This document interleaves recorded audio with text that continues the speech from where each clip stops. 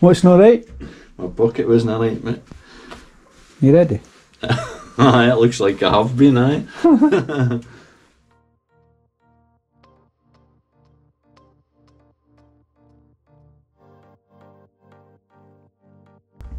Hi guys, welcome back to another episode on Angus, the 1977 Mini 1000.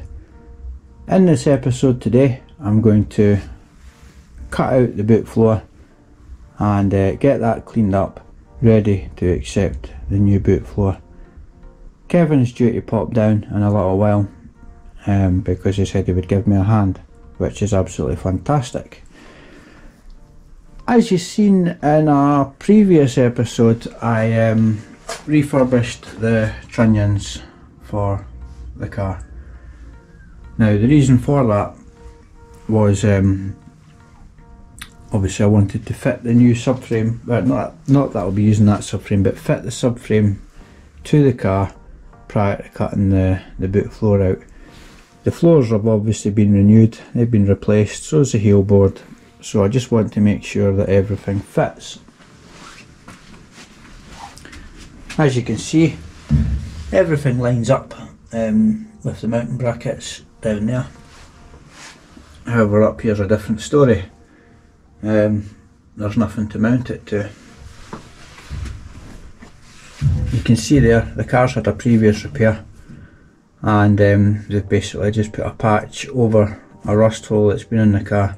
They haven't cut the rust out it or treated it or anything like that, and the rust is transferred onto the patch and rotted the patch out. Very common practice back in the day, you know, to get a car through an MOT, and if there was a hole in the floor, you just welded over it. You didn't bother cutting the rot out and doing it properly, you just welded a patch over the top of it, and that was very common back in the day, purely just to get the cars through MOTs. The battery box, as you can see there, that looks okay, that looks pretty decent, so I'll probably save that, and Kevin and I can use that in a future project.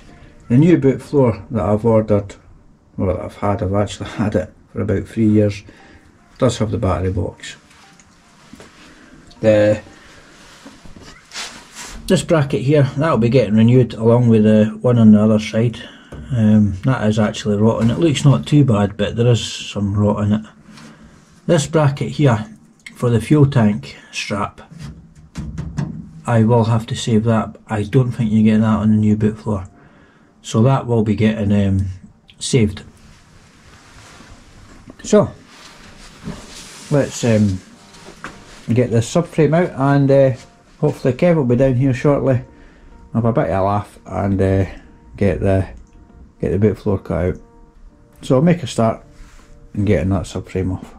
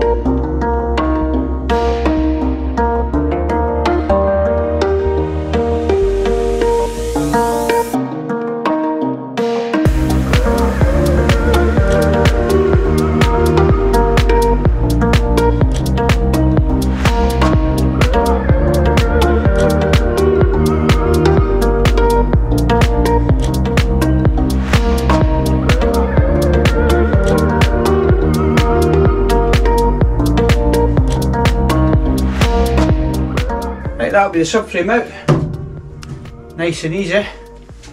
So now I just need to make a start in cutting this boot floor out.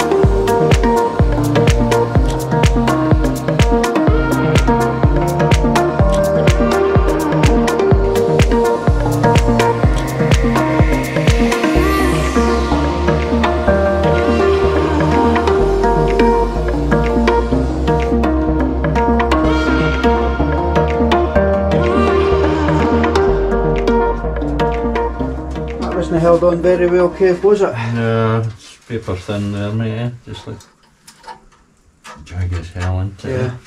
Somebody's even put some filler on it. Yeah, or something.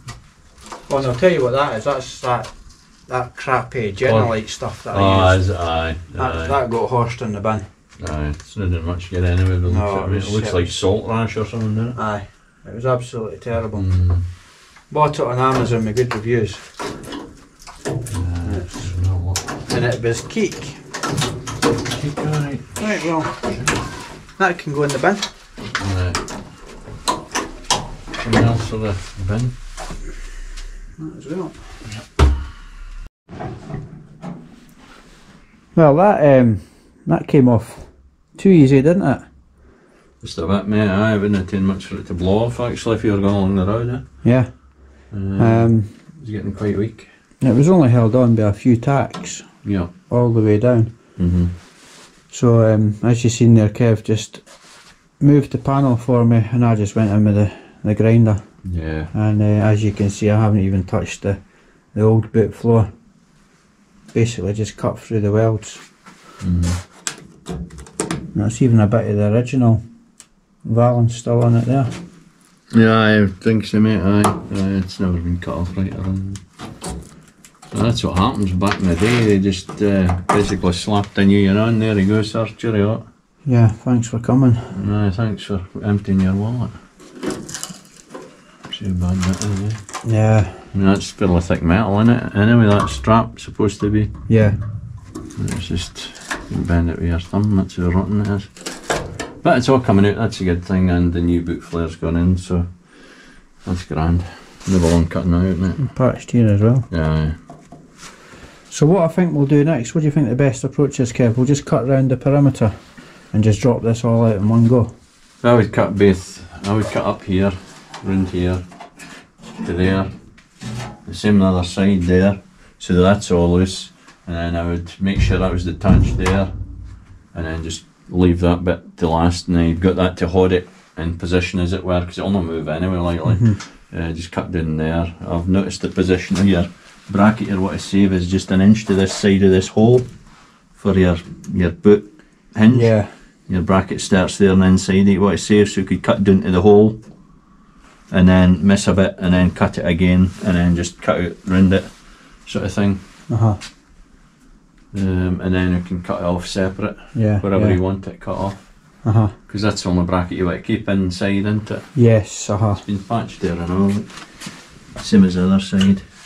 But I think, see where the patches are, I'm sure, I could be wrong, but I think that's where the pads used to go on. Yes, the pads that would sit on top of the subframe, eh? Exactly, I think they were just sort of basically... Yeah, that does look about right, eh? I can't remember what it was like coconut matting or something. It was weird stuff that they had. And I know, it used to just absorb the water, and then of course, well, water into the subframe, water into your boot flare all the time, sitting with the various humidity, kind of like sun if you ever got any, stuff like that, and then just dried it and soaked, dried it, soaked, dried it, soaked, and that was it. That was your subframe knackered, eh? That's right, because if any of you follow Keith Miller, he done Project Sprout. And remember his subframe had the little brackets on it. I've looked at Keith's stuff, it's really good. Keith's a top lad. Shout out for you, Keith. Right. Top man. I really admire Keith's work, it's really good. Yeah, it's top class, mate. Yeah. So, what we'll do now is I'll nip in the car and I'll cut the little tacks that I've got holding the old boot floor onto the heel board, and then we'll come back and we'll cut this out. Yeah, take about 10 minutes. Yeah, and then I think we should get a coffee. I think so. Sit about for half an hour with a coffee, debating the fact that we just cut the boot flare out. What do we do now? Exactly. Have another cup of coffee. But no, once you get this out, that's the last of the majors right out of the car, and then just little bits to there really. Yeah. Because you only take long to take the rear arches or tubs as some folk call them nowadays, out of there. Crack right through there, I know. You can see the crack just there. Yeah. Just for the mountain up this way, see it falling the nail up there, and then it goes that way for some reason. Same on the other side, so it's not going to last much longer anyway. You But you've got new tubs, arches, Yeah, whatever, for it anyway, so. the tubs are just here, sitting up here. No, I was originally going to just replace one tub, but Kev wouldn't let me, so yeah.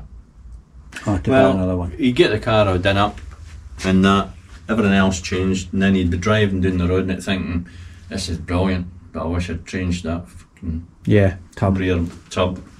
It had always been in your mind. That was the only bit you never done. Yeah. For the sake of it, kind of much there, mate, than 90 quid or something. About 100 quid delivered, I think they came in at. Well, 100 quid spent now is 100 quid saved later because you've changed it. You've now got the hassle of having to unpick the boot floor a bit again. Yeah, and then unpick it round the quarter panel. And the quarter. And you'd probably knacker the quarter. Yeah. Into the fact that you'd need to rub it down and spray it again. Yeah. And it wouldn't be the same colour match as the rest of the car again. So that's right. It is well doing it now. It saves a lot of hassle later on. Definitely. Yep. Right. I'll get that cut out on the inside, and then we'll come back and we'll get the boot floor cut out. Right, we've Kevin and I have cleaned off the rest of the old boot floor off the inside of the wheel tubs, and we've slid the boot panel in. We would have filmed it, but these GoPros are pants. The batteries just don't seem to last on them. But then again, I suppose we have done a lot of filming. So this is the first time it's slid in, and the verdict fits really good, Kev, isn't it? Yeah, it's a good fitting boot floor. A wee bit of adjustment on it, right enough. I mean, it's catching on the bottom edge of the tub there, but that's okay. You can cut that bit off. It's just a bit excess well. Yeah, you can see it there. It's been dressed at the far side. You can tell by the holes at the back where it meets the bottom of the seat base, the seat back, I should say, that this hole's about what, 3mm off of the seam. And that end's about maybe 6.5, 7mm. So there's a sort of 3mm disparity, like difference in it. So once we get all the bits dressed up, cut off, whatever, and put it in again the next time, it'll line up properly. But it's very close, like it's 3mm. Yeah. So I mean that's nothing. It's just adjustment. And it just fits so good on that seat back. Yeah, it does. It does. You know, so I mean, like I say, this is the first fit. Off camera, I'll obviously fiddle about with it, clean up the tubs a wee bit more, get the boot floor back out it. Just mark where it hits with a bit of chalk and then just go for it. And then once we're happy with where it is, we'll start buttoning it up. Yep. And the next thing's the tubs to come out, isn't it? Yeah, yeah. Get them out and get the new ones in. Get them welded in. The car will need a bit propped for that, of course, because that's where your jig fits into the now, innit? Yeah, yeah. We'll probably just sit it on trestles or something. Yeah, see that's raised up in the back, that shelf a wee bit again. Yeah. But we'll hammer that flat again and jig it. We'll get the trestles under it, etc. So yeah, that's where we're at with this, and as you can see, it fits quite well inside. That's been about, what, 5 hours work, cutting all boot out. Yeah. Cutting round the tubs and getting the new boot flare in roughly the right position. Yeah. By the time that's in, it's we have another problem we noticed was this section here. We're going to have to do something with that, because that lip, it was worse than what we thought it was. You know. And somebody's filled it in the past anyway, just to cover up the pinholes, I think, and just to tat it up a bit. Yeah, there was a lot of filler, there's still some filler there. Yeah. And then when you wind that, when you get rid of that filler, it's all pinholes. Yeah. Yeah. But no, we'll get there with it. I mean, it's just the fun of the old minis, isn't it? That's right. But, yeah, the boot's a real good fit inside there. Definitely. Yeah. There's that torch and I'll shine it in, sure. Is it blinding myself? There we go. So yep, it's only like, as I say, 2 to 3mm off. Yeah.